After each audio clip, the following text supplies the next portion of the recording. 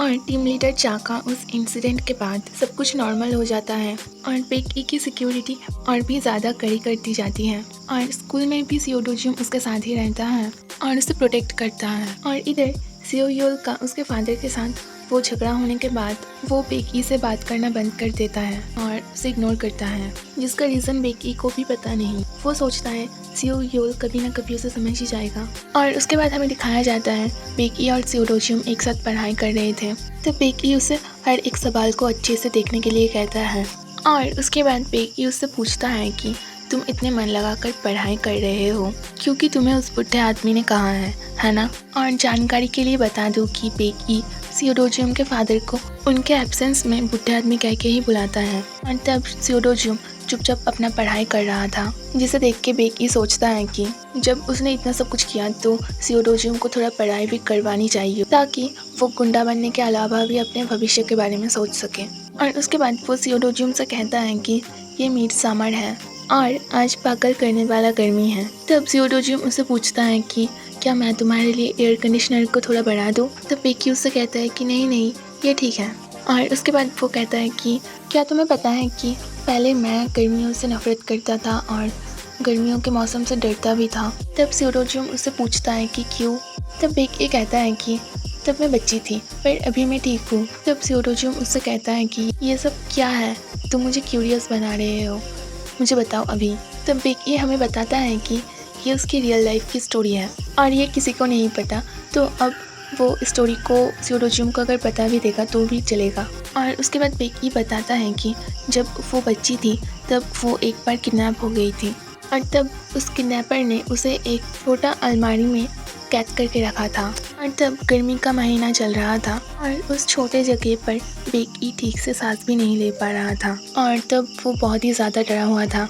उसे लगा था कि वो वहीं पर मर जाएगा। और तब वो सियोडोजियम को हंसते हंसते बताता है कि उस घटना के बाद से जब भी समर आता है तो उसे उस घटना के बारे में याद आ जाता है और तभी उसे कुछ अजीब सा फील होता है और वो देखता है सियोडोजियम का बहुत ही ज़्यादा पसीना आ रहा है और वो कुछ अजीब तरह से उसकी तरफ देखता है और उसका नाम पुकारता है। और उसके बाद कहता है कि क्या तुम चाहते हो कि मैं तुम्हारे लिए कुछ करूं। तब बेकी जल्दी से उसके पास जाता है और उससे कहता है कि तुम्हारे साथ अचानक से क्या हुआ, मेरी तरफ देखो, क्या मैंने कुछ ज़्यादा ही बोल दिया।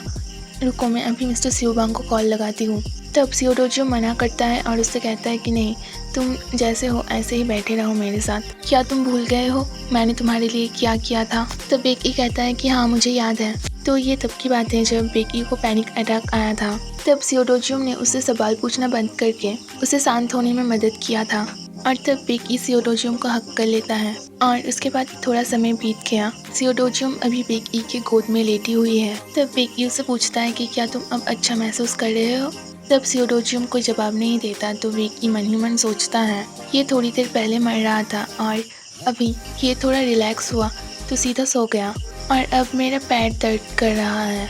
और ये सोचते सोचते वो शर्मा भी रहा था और तभी सियोडोजियम उसे पुकारता है तो बेकी कहता है कि क्या तुम जाग गए हो। तब सियोडोजियम उससे कहता है कि क्या हमें उस कमीने को ढूंढ निकालना चाहिए। तब बेकी थोड़ा शॉक्ड होता है और उसके बाद वो पूछता है कि कौन, वो किडनैपर, वो तो बहुत दिनों पहले ही पकड़ा गया था। और मन ही मन सोचता है कि वो तो इस दुनिया में एग्जिस्ट नहीं करते। तब सियोडोजियम बेकी से कहता है कि अगर तुम्हारी जगह पर मैं होता तो मैं उन्हें वहाँ पर ही मार देता। और तब बेकी मन ही मन सोचता है कि क्या ये स्लीप टॉक कर रहा है, वरना ये क्यों मेरी स्टोरी सुन के इतना गुस्सा हो रहा है। और तब उसे ये एहसास होता है किसी के लिए दिल खोलने का मतलब क्या है।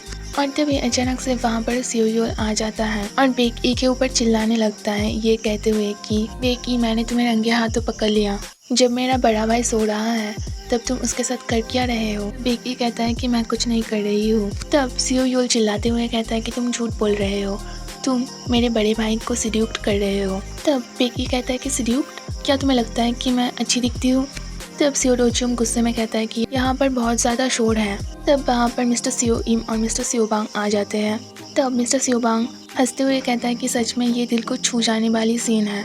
तब मिस्टर सियोइम मिस्टर सियोबांग से कहते हैं क्योंकि सब बच्चे एक दूसरे के करीब आ चुके हैं तो क्यों ना कल बगल वाली बीच में जाया जाए। तब मिस्टर सियोबांग कहते हैं कि ठीक है, मैं सब कुछ तैयार कर दूंगी ताकि यंग मास्टर और मिस बेकी एंजॉय कर सकें।